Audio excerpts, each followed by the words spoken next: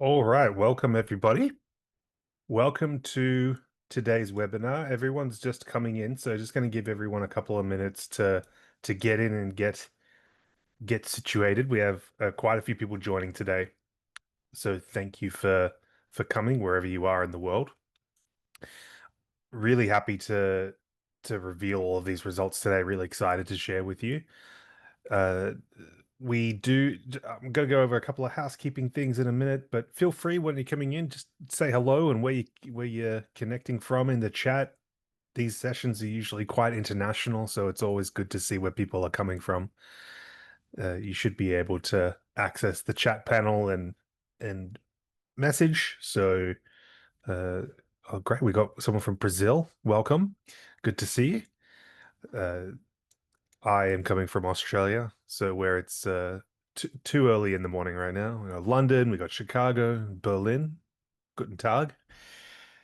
Uh, we'll just give everyone a minute or so to join.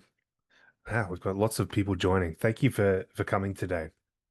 Really excited to reveal all of these results. Now, we do have quite a bit to get through, so I'm not gonna dawdle too much. We're gonna go straight in.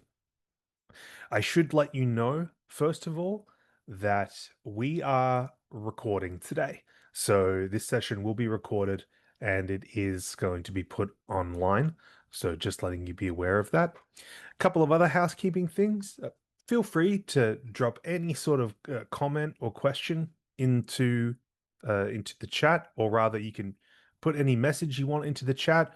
We do have the Q&A function on the webinar today, so if you have a question that you want to see answered, please feel free to drop that in there, and you can actually vote on other people's questions. So as we go through the webinar and the results, we'll be able to see which questions are most in need of answering. So feel free to do that. Now, it may be that I answer some through the webinar as we go on, so it may just be answered naturally, but feel free to drop any questions there. So yeah, be curious. If you have a question, it's probably likely that other people have questions as well. So feel free to drop them in. Okay, so before we start, I have a quick thank you that I want to do. So we created this survey in conjunction with And Then, a behavioral science consultancy started by Vithika Bansal. Now, you may know Vithika. She has spoken at a huge number of conferences: Button, Confab, UX Australia, UX Scotland, Web Directions, and she has started this consultancy focusing on UX and product strategy consulting. I personally think Vithika is probably one of the smartest, most thoughtful people in the industry, and she really helped us with the questions we were asking and getting this survey right. And uh, her help was instrumental. So her consultancy is now accepting offers and uh, pitches for business, rather. So I'm going to drop a link in the chat. If you are in need of some consulting for your UX and product strategy work, if you know anyone who's working in a startup or a business, I would highly recommend that you get in touch with Vithika. So I've put that in the chat. Feel free to take a look and get in touch with Vithika. So Vithika, thank you very much for your help. It was key in getting this survey over the line. Okay, so the results. Let's talk about them. So we debuted our salary survey a couple of months ago in May, late April or early May. And this is the third survey we've done. The first was in 2019, and we've done one every 2 years since then. We had 598 responses from over 40 countries. And we did say to people when conducting the survey or taking part in the survey, you can take part even if you have been laid off or you're not employed right now. And you can use your most recent stats. So we wanted to make sure that we included people in that situation.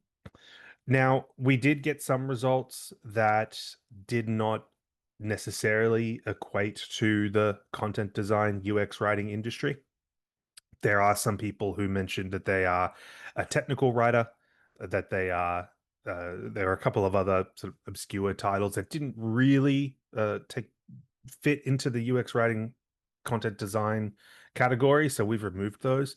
And also, we have not used any AI for analysis. The reason for that really is because we would have to check it anyway. So if I'm not just going to trust, an AI analysis, I'm going to double check it. So uh, there's no point. So I'd rather just do that manually, and uh, then everything's fine. Okay, so we're going to go through a bunch of different categories. We're asked a bunch of different questions. And so we're going to start with the big one, which is salaries and rates. So in our survey, we asked people, what is your salary in US dollars? And what we found was that in 2025, content designers and UX writers worldwide earn a median salary of US $110,000. Now that's worldwide, so that's a pretty big group, obviously. And as I just mentioned, we did ask people if they had been laid off. So one thing we did want to discover is have have the people who have been laid off, is there any sort of skewing of the statistics that we want to keep in mind? So when removing both freelancers and people who had been laid off in the previous 24 months, what we found was that the median salary is 107,000. So pretty close, pretty close. Now, this is actually an increase. In 2023, we recorded a median salary range of 80,000 to 100,000 US worldwide. Now, I should point out that in the 2023 survey, we asked people to give salary ranges. Now, the logic behind this was because when negotiating or applying for a role, it's typically more beneficial to give a range rather than a specific number, which increases your chances of getting a higher salary. Um, This time we felt it was probably better to just give the most accurate or specific data and then let people in their own negotiation use whatever range they want. So we wanted to be more specific this time. Now, in some cases, this does make comparison a little bit difficult because we're comparing ranges to specific numbers, and I'll highlight why that's a little bit difficult in a second. But just letting you know, we know at least worldwide that there has been an increase from 80 to 100,000, somewhere in that range, to 107,000. And for freelancers, the median global freelance rate for content designers and UX writers is US 70 to $80 per hour. And that's up from 60 to 70 per hour from 2 years ago. Now, I should say before we go on that all of these statistics, this is one survey. This is just one data point. We'd encourage you to, when looking at these statistics, look at other reports as well, look at other surveys. We don't want to suggest that this is the source of truth when it comes to content design and UX writing salaries. Like any good UX researcher would do, you would look at multiple points of data, and this is one that you should consider. So our hope is that you would use this as a tool in your own negotiation and job searching. So we've also broken out salaries by country, and we've done that where we get at least 10 respondents in an area. So even though we have more than 40 countries where people responded from, we have broken out salaries in these countries. So United States leads with $147,000 median. Now, I should say, of course, that's going to be skewed. It's going to be skewed towards San Francisco and some other large cities where the salaries tend to be higher. So just keep that in mind. And then as we go down, we've got Australia with US 90,000, Israel with 82,800, Canada just below that with 82,144, Germany with 81,235, the UK 80,959, Spain with 69,339, and France 44,345. I should point out at this stage, This is excluding any type of bonuses or extra compensation. So that's an extra question that we'll get to in a moment. So I also just want to compare to the 2023 survey. Now, again, comparison is difficult because we asked for ranges last time. So in some of these areas, we it's not exactly a one-to-one. But in some areas, the median salary has gone up. So for instance, in 2023 in the US, we found that 121 to 140,000 was the median range. Now that number has gone up to 147. The In the UK, last time we recorded a median range of 81 to 100. Now we've actually recorded a median that's just slightly below that, slightly below. So it may be that there's been some impact there from layoffs and shifts in the market. In Australia, for instance, we got 90,000, which is bang in the middle of the range last time. Now, again, because we requested a range last time, we don't know whether that's gone up or down. We just don't know. And in Canada, it's gone up a little bit, and again in Israel, the median rate is still in that range on the lower side, but still in that range. So again, it's hard to take any massive conclusions from this data, but in some areas, it does appear at least that median salaries have increased. And of course, like other surveys that we've done, we ask what people's experience level is in terms of years. And we found that naturally, your salary tends to increase the more experience you have. So people with less than 1 year experience, and this is worldwide, people with less than 1 year experience are sitting on about 72, and that goes all the way up to US 153 with more than 10 years. The maximum base salary we recorded was around 330,000 US, and that's from someone living in the United States. So it's always interesting to see who's recorded the highest. But again, there's other compensation involved as well. So, in terms of a conclusion there, it really obviously depends on the country in which you live. Worldwide, the salaries have gone up. So that's at least a good sign that the industry is continuing to enjoy at least some growth. Now, again, there'll be differences based on where you live, but it is a positive result.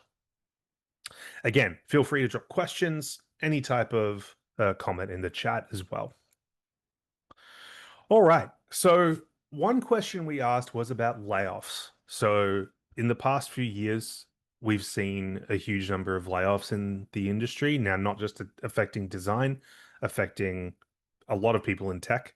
And it seems as though the wave of layoffs has, I don't want to say stopped, but it's certainly declined.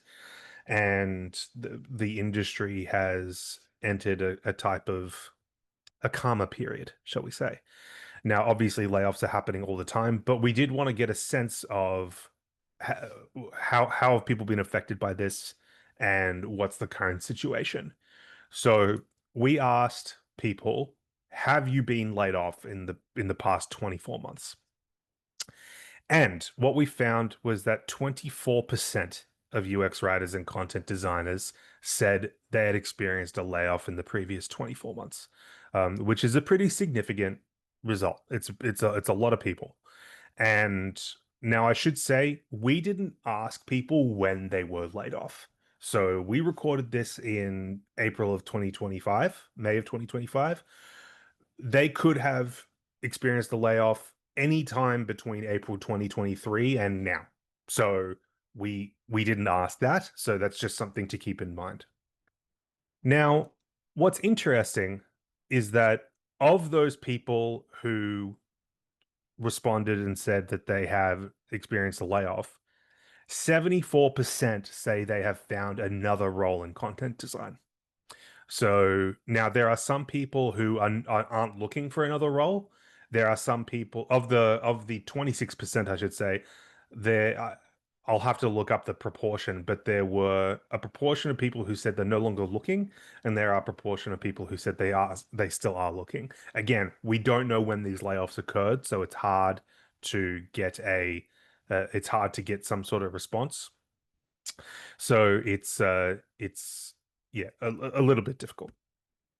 Now, just on the chat, yeah, you're absolutely right. There are still layoffs continuing.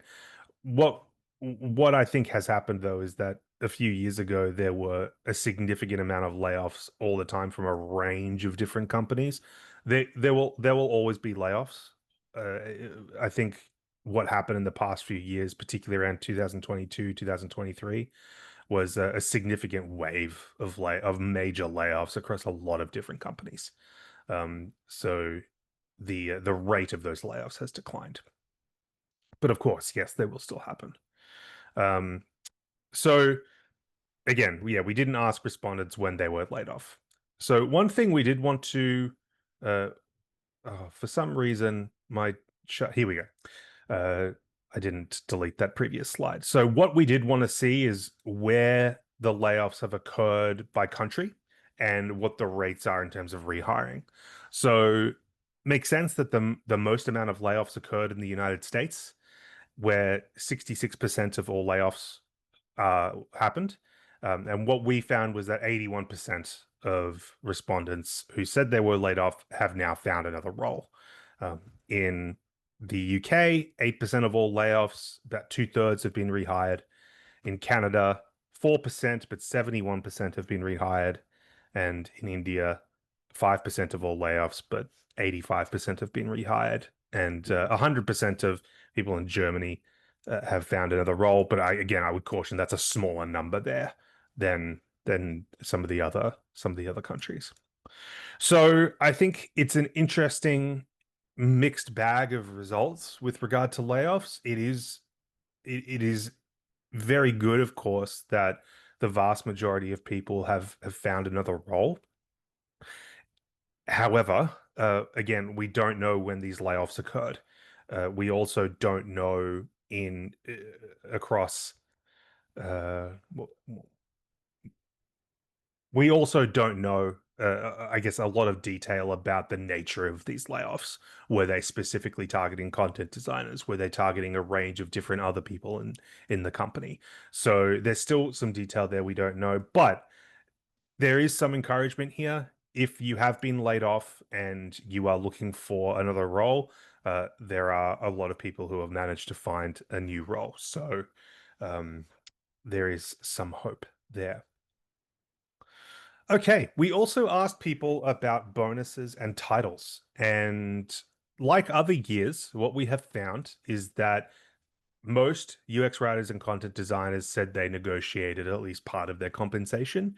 Now, the most common source for negotiation was the base salary. So they negotiated base salary, but there are a lot of people who also cited that they negotiated for a hiring bonus or for more vacation time, a title change. So a range of different things that they asked for. Base salary was most common. Now, I should also point out with regard to negotiation, of the people who said they negotiated, the number of people who said they were unsuccessful is very low. It's less than 15%. So there is a good sign there that if you're negotiating for something, you should at least ask, because most people have found that they have been successful. Now, again, it may not be successful in base salary, it may be in other things, but it is an encouragement that if you're going to negotiate, take heart, because it can be successful for you and most likely will be. In terms of titles, so content designer remains the most common title. So 61% said they call themselves a content designer. Only 19% call themselves a UX writer, and that has continued to decline over the past 6 years. So in the 2023 survey and now in this survey, the number of people who call themselves a UX writer has declined. I should also point out that people who use the term content strategist or content strategy in their title, that has also gone down. So only 6% of respondents have a title that includes those terms, which is down from 11% in 2023. So I think that there will be some people who are a bit sad about that. Um, that's the trend that's happening. So collaboration. One thing we asked about was who do you collaborate with? Who do you work with the most? And it's a pretty unsurprising set of results here. What we have found is that most UX writers and content designers are collaborating with product designers, and that is who they're collaborating with most day to day. Now, I should point out, of course, this changes based on where you are, your level of experience, all sorts of interesting, different demographics. We'll talk about that in the custom salary report section, where you can actually see who people in your demographic are collaborating with the most. Now, what's interesting is that as you change your experience level, your collaborators change. So, for instance, what we have found is that the more experience you have, the more likely you are to be collaborating with UX researchers. And that's a similar result to what we found 2 years ago as well. Really kind of makes sense if you're talking about making impact at the higher levels, you're going to want a lot more data. And so working with UX researchers makes sense. So again, product managers are the second most cited role here for collaboration, UX or product leaders and other content designers and UX researchers. And then there's a big gap where you get into some of the more technical roles like front-end developers, support or help writers, technical writers, marketers, and translators or localization experts. Now, I should say, of course, that most people say they are collaborating with all of these people. What we asked in the survey was, do you collaborate with these people a lot of the time, some of the time, not much? And what we've done is ranked people by who they said they collaborate with a lot of the time. So that's how we've ranked them. Now, this is an interesting one. One question we asked this year, which we haven't asked before, is about sentiment. So we asked people, what do you think about the industry right now? It was a very open-ended question. We didn't give any type of option for people to respond. We just asked, what do you think? And then we had people write in an answer. And this was an interesting experiment for us. We haven't done this before. And what we did, we needed to qualify the results. And so what we did was we grouped each of the responses into a category. So we categorized them as positive, negative, or neutral. So it was a statement was neutral if it contained both a positive and a negative sentiment. So if someone said, I'm feeling really good about this, but I'm feeling really bad about that. So if they qualified one or the other, it was categorized as neutral. And it was also categorized as neutral if it was ambiguous, if the meaning was too ambiguous to get a result. So like any type of qualitative analysis, there is going to be a little bit of uh, uh it's not cut and dry. But what we found was that among respondents, 35% of the results were positive, 34% were negative, and 31% are neutral. So pretty even split, we would say, between each of these categories. Not quite even, but pretty close. So what we did in each of these areas was we took all of the comments in each category and we grouped them into themes.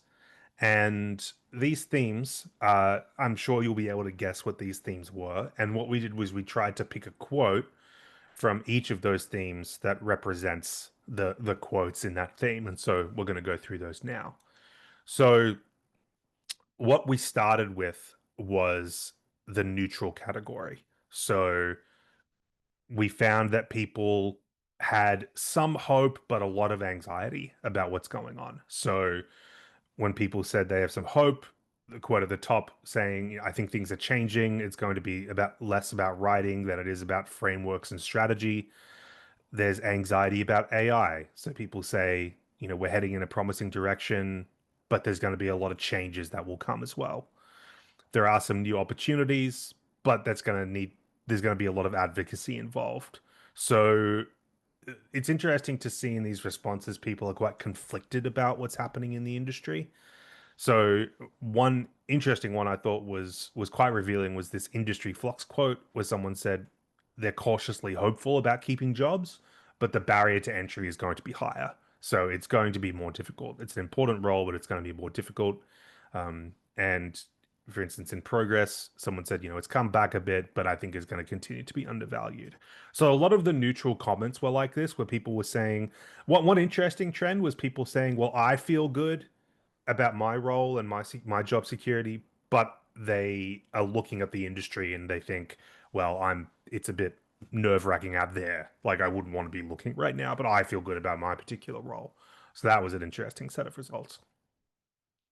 Now, finally, sorry, not finally, next in the negative category, it's pretty easy to guess what people are nervous about and upset about. So layoffs is a big one. So this person at the top says they were laid off twice in 12 months. I know I've spoken to other people who have experienced that, one or two layoffs in that amount of time, which is terrible. Anxiety about AI, cynicism and fatigue. So a lot of people reference the fact that there's a lot of evangelism needed for content design, a lot of time spent explaining the role still. So they are frustrated about that. Poor market conditions. So there were a few people who said that, if it stays in this way, I don't know if I want to stay in the industry. So there's some sentiment there. And I think I've made a mistake here. I haven't swapped out the comment in the last one. It is the same comment from the previous slide, but there's a lot of identity confusion. So, what is content design meant to be doing right now? What are we? How the role has changed. Everyone's role has changed with AI, but what does that mean for what are our responsibilities right now? So, a lot of people are thinking about how this is all in flux. But there are a lot of people who are very positive about the industry right now. And we also got a lot of comments from people who are very hopeful about things that are happening. So, a lot of people said, for instance, they feel as though content design is being recognized finally. So, it's being seen as a strategic function and not just a finishing touch. So, the industry is maturing and they're seeing more respect, um, a lot of opportunities. So someone said this is a pivotal time and we're positioned to lead in AI if we take that opportunity. Personal career optimism was an interesting one. We saw a lot of people were saying like this is such an interesting time that there's a lot to get involved with. And so if you're collaborating with engineers or other types of people who are doing interesting things, it's the maturity of the industry is really coming into play here. I was surprised to see this person say this, and there were a couple of comments like this where they said, "Well, I was laid off, but I'm actually feeling good." So they say, we're at this interesting moment, and I suspect what they've been able to do is um, pivot into a new role, doing types of other interesting things, and so maybe that was the change they needed to get the role they wanted. I don't know. That's just my speculation, but it is true that there are people who have been laid off but are still optimistic about what's happening in the industry. And the role expansion and influence was also something cited by a lot of people. So people said that they feel like they have more influence than ever before. People understand the need for content. So as you can see, it's a range of different responses. That there isn't necessarily one consensus about what's happening in the industry right now. It's entirely dependent, I think, on where you live, what your experience has been, and as a result, I think it's just good to know that there isn't necessarily one story about what's happening in the industry right now. It's a collection of stories. So I think that's good to keep in mind.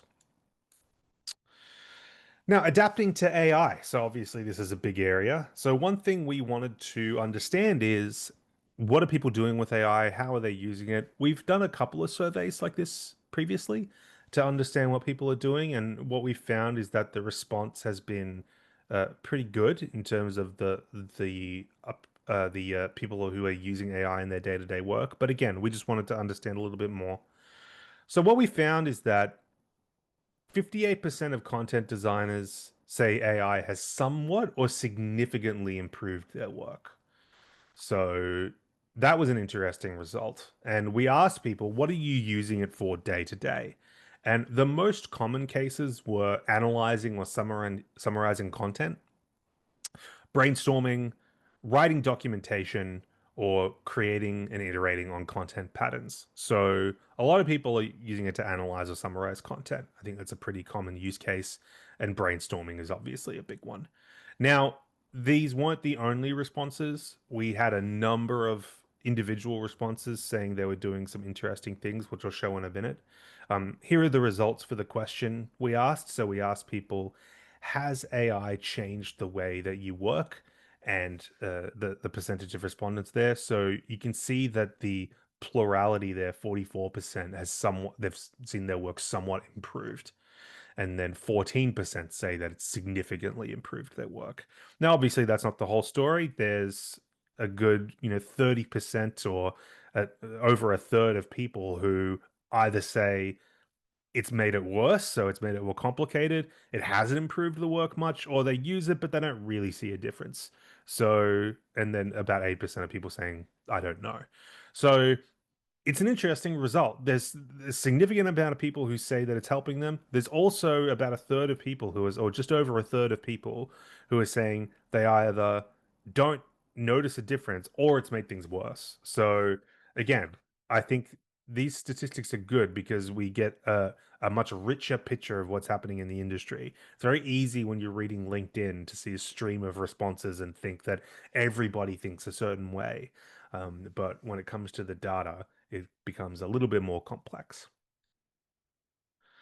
So again, I mentioned before that people are using AI in different ways. I just gave a small sample of results here because I wanted to understand what people are doing, and these are pretty representative of those comments. So using AI as a content system has been pretty interesting. I would want to know the details about what people are saying there, but it is more common for people to embed content rules in the type of AI systems that's becoming more popular.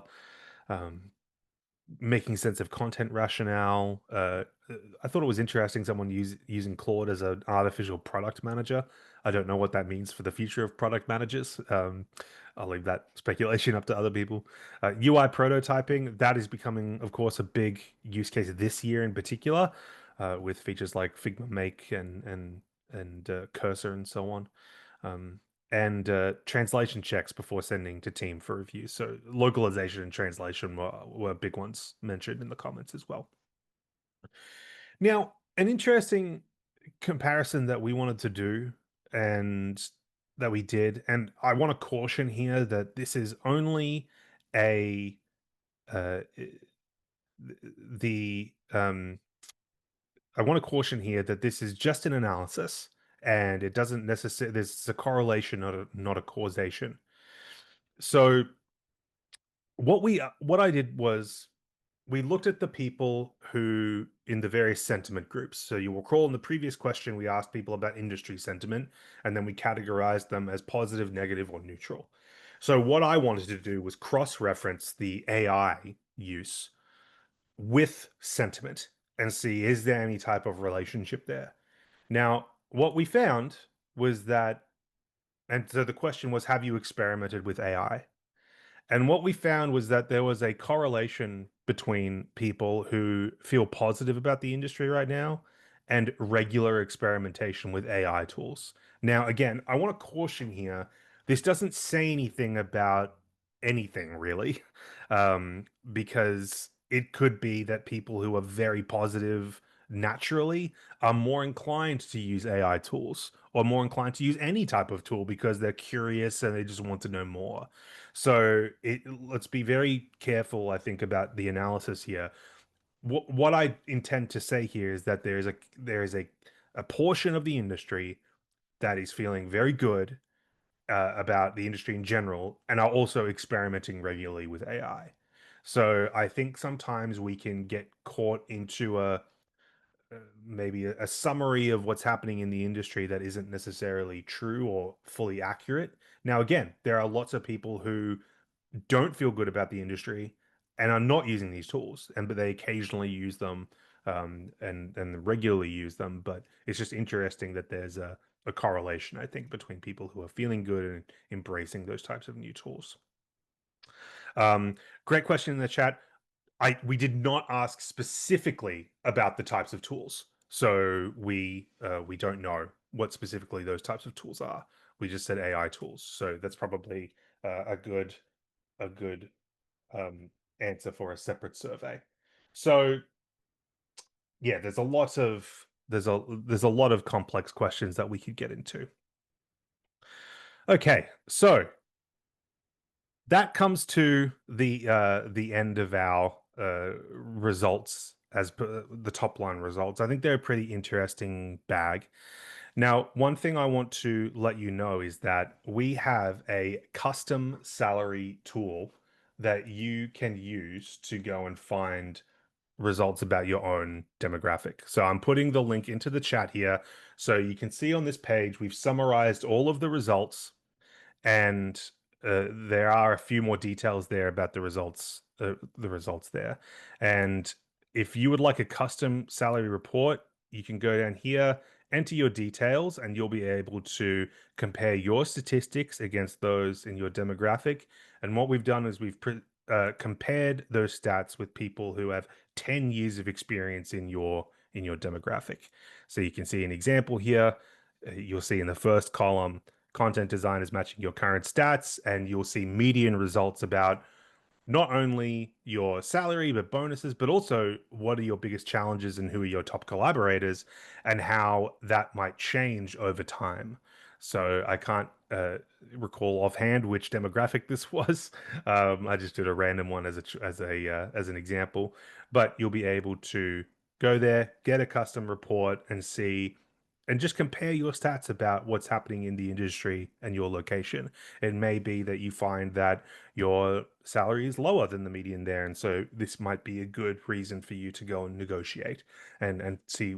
And it basically, we're just trying to let you know what's possible, right? So we just want to equip you with as much information as possible. Again, we're not saying this is the be all and end all of every survey, of every piece of information. This is one piece of information that we want to give you to put you in the best negotiating position possible.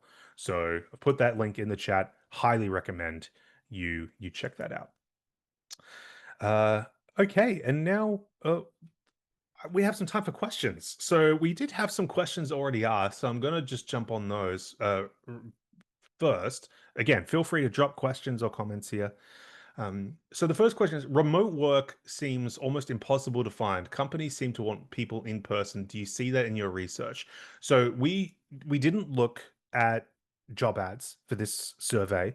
What we did, there were people who commented about that when we asked about industry sentiment.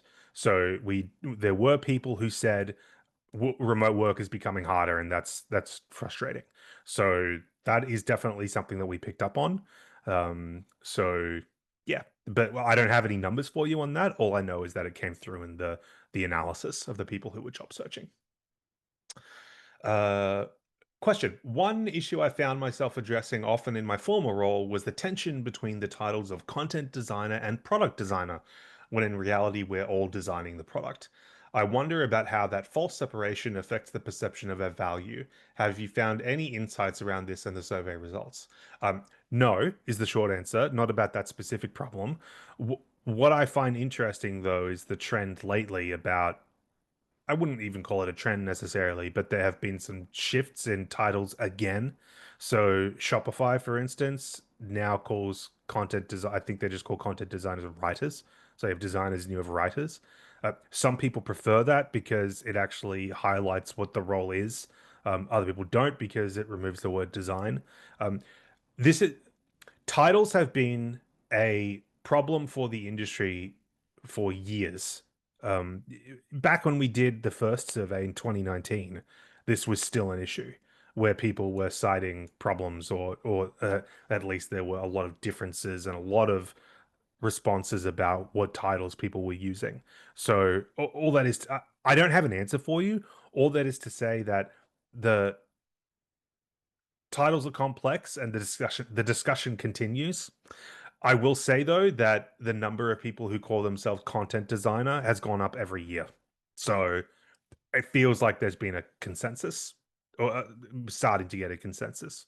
But yeah, it's an interesting question. Um, but what I'll just say is that yeah, the titles thing continues. Um, Another question: if you have 5 years of experience but are out of the industry for a few years, should you ask for less or maybe even start over? I will never advocate asking for less. I will always advocate asking for what I think you're worth. I would just go by that years of experience. It doesn't matter if you've had a pay gap because there are lots of people who take breaks for whatever reason. I'm thinking of people who take maternity leave, for instance. You know, we would never advocate people ask for less in that situation. So, no, I would always say you should try to advocate for what you think is the best that you could possibly do, and that's what these reports are meant to do.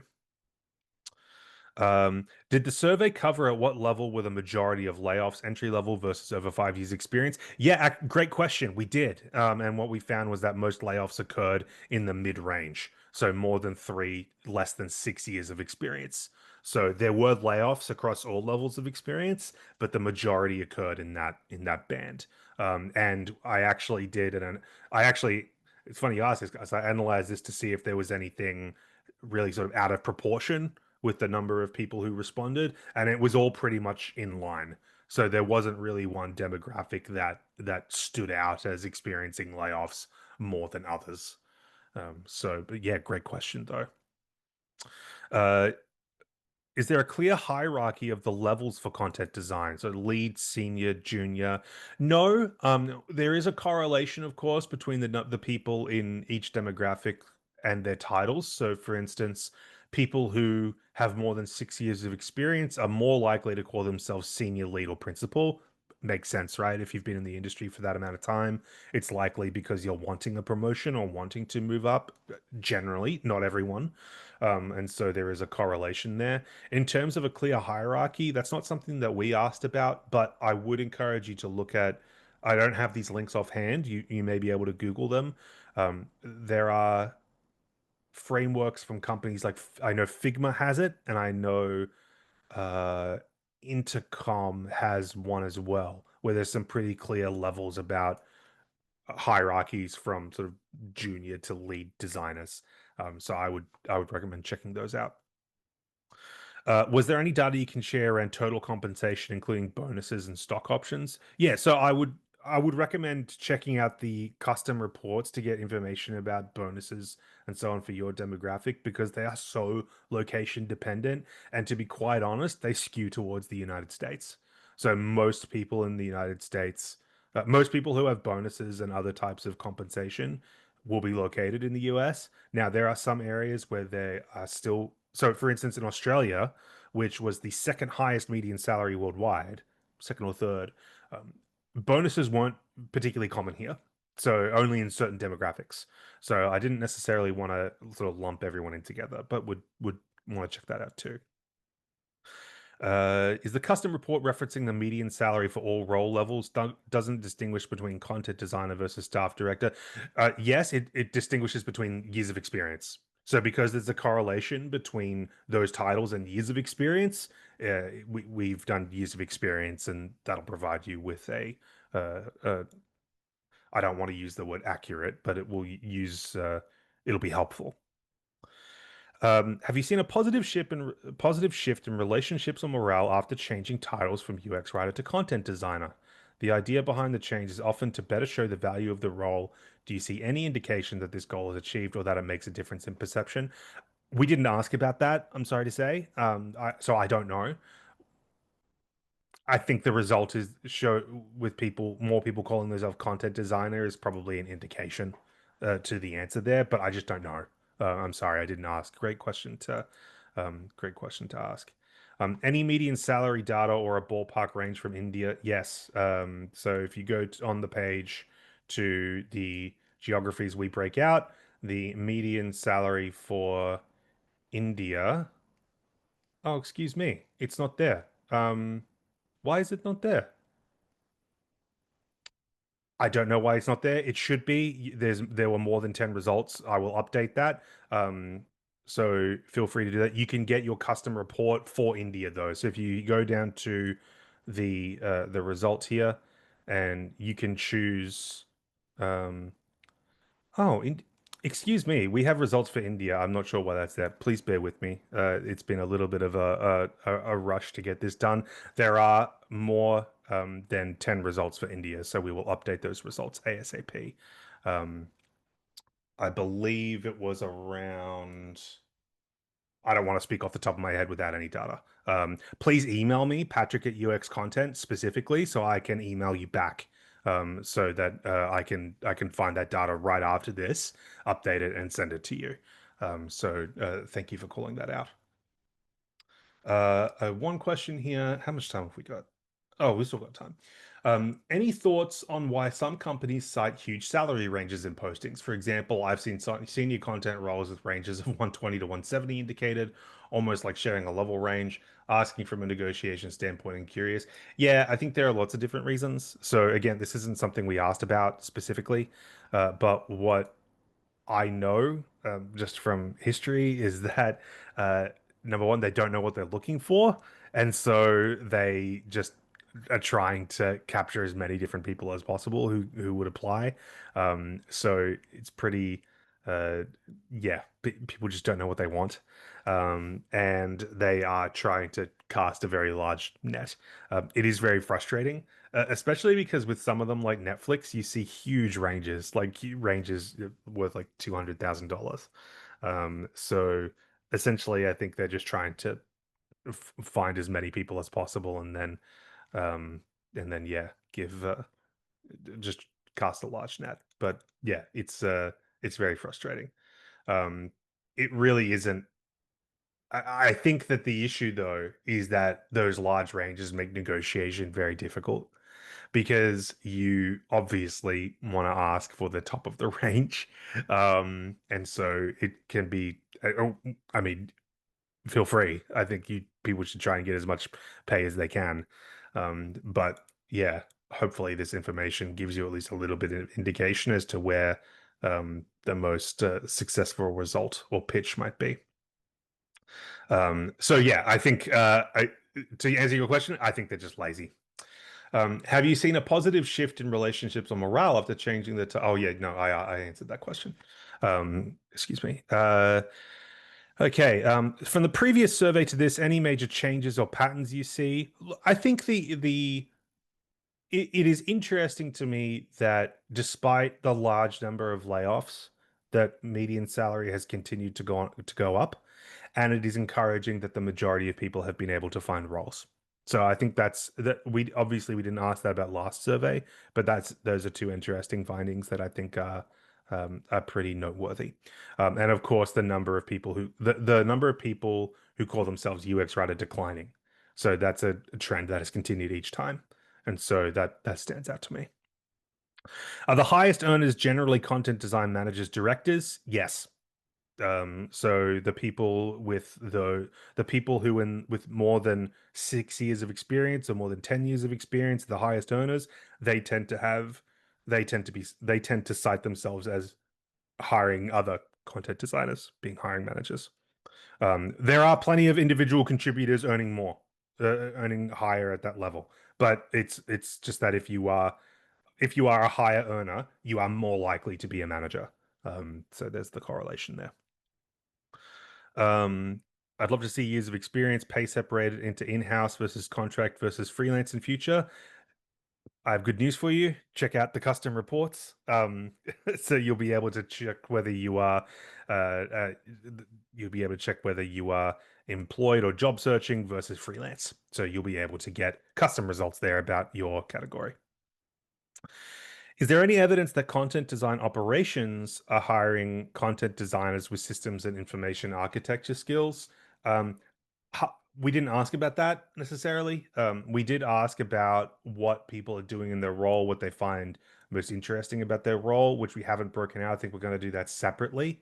But we just didn't ask about that, so I wouldn't be able to tell you from this survey.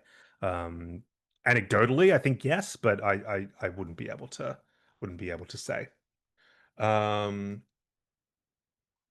any other question? What's your personal feeling on these results? Anything that you found particularly surprising or insightful? Yeah. I I was surprised at the number of people in the qualitative results when we asked people about sentiment.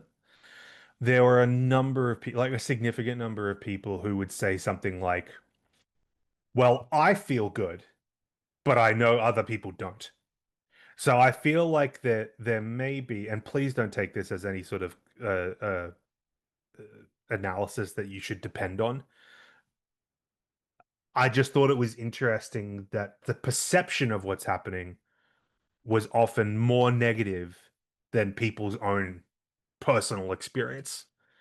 I think that's because my theory, people in UX and design tend to be very empathetic people. If you've seen a bunch of your friends and your colleagues go through layoffs, of course you're going to feel for them. But it was just interesting to contrast that with people's own personal position. I was very surprised at the number of people who have been rehired as well. I thought that was going to be much lower. It was interesting to me that the number of people rehired was, for instance, in the United States, above 80%. So I thought that was very encouraging as well. And I personally feel just overall, this is an encouraging set of results. The median salary has gone up. The number of people who have been rehired is strong. Now, yes, the industry, like other industries in tech, have gone through some significant challenges. But we're embracing change. We're doing interesting things. I think there's some good signs here. Uh, what's the median salary worldwide when the US is excluded? Great question. I can't tell you offhand. But email me, Patrick at uxcontent.com. I'll be able to get that data for you. I did do it. I just can't remember offhand. I don't want to lie. Does this data survey include content strategy aspects of content design or just the UX writing aspects? It should include content strategy because we asked people what they've done, and most of the tasks involved there talk about content strategy. And we did have people with the terms content strategy who responded. Now, again, they were 6% of responses, so that's 15. We're talking like 30 people who have that term in their title, which has continued to go down. So something to keep in mind. Um, just having a look. There's no more questions in QA. Uh, any final questions before we wrap up? I want to make sure we answer everything that we have the chance to. No, no questions. Well, look, I think this is a pretty interesting set of results. I hope they at least give you some indication or uh, some fodder for your negotiation. I'm going to drop my email here, Patrick at uxcontent.com. If you have questions, um, I would first of all encourage you check out the custom salary report, see what's in your demographics, see what information that gives you. If you have other questions, get in touch with me. I'm happy to answer. The recording will be available to share with others. I will probably post it sometime in the next day or two. So we're going to put that on the blog. And Aaron in the chat, any big surprises not mentioned? No. We've tried to include everything here that we've found. So yeah, look, I really hope this is useful for all of you. Thank you for attending. If you have any type of consultancy need for UX research or any type of behavioral science consultancy, please contact Vithika and then. I highly recommend. And again, yeah, I'm just really thankful for everyone who participated in the survey, and thank you for giving us your insights and telling us what's happening. I think it just helps everyone to be really informed about what's going on. So at least we can be in a good negotiating position, or at least have a good snapshot of what's happening in the industry. All right, everyone. Thank you so much for attending. Again, check out the custom salary report. And if you have any questions, email me, Patrick at uxcontent.com. All right, everyone. Thank you. Have a great day.